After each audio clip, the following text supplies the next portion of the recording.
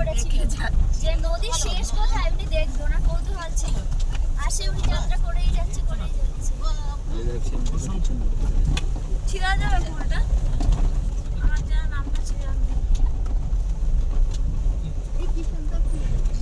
Problem না, ভালো ছিল কি ফুল।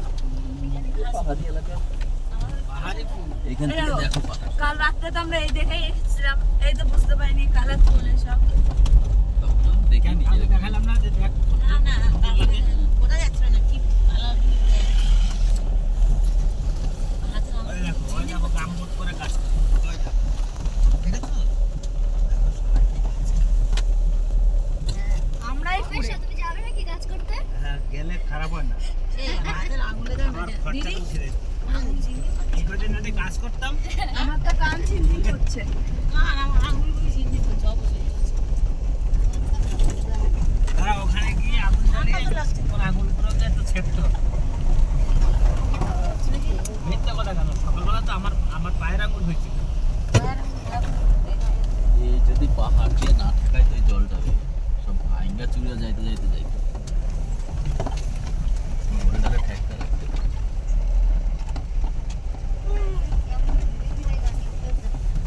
ডাইরেক্ট করতে পারে নাকি সোজা? সোজা রাস্তা হলেও কিন্তু চলতে পারবে। দেখো ওই পাহাড়টা তো বরফ, ওই যে আগে। আমি তো নড়তেই পারছি না, মা এরকম ভাবে রয়েছে যে পুরো পেকে গেছে। আমার কিন্তু এখনো স্বপ্ন স্বপ্ন ফিল আসছে, মনে হচ্ছে না সত্যিকারের কিছু। এই হলুদ ফুলগুলো কি আমাদের এখানে পায় না?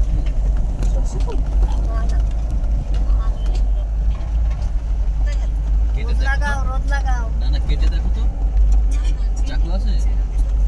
এই চাকু আছে? চাকুটি আনা হয়নি।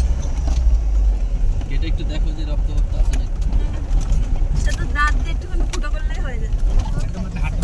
হ্যাঁ সে তো পড়বে। আমাদের হোটেলে দেখো না কত আমাদের ফলটা কি হলো? ফলটা সে কোনটা? ওখানে আছে পাথর গাড়িতে। গাড়ির থেকে নামিয়েছি মনে করবি। বড়টা নামাইছে নাকি? বড়টা দাদাকে দাদা বলে নামিয়ে রাখো, তুমি ইয়েতে এটা গাড়িতে ঘোরাঘুরি করছি, নামিয়ে রেখেছি। আমাকে বলবে যাওয়ার সময় বলবে এটাকে তুলে নিতে হবে। হ্যাঁ ব্যাগে ঢুকে দিলে হতো।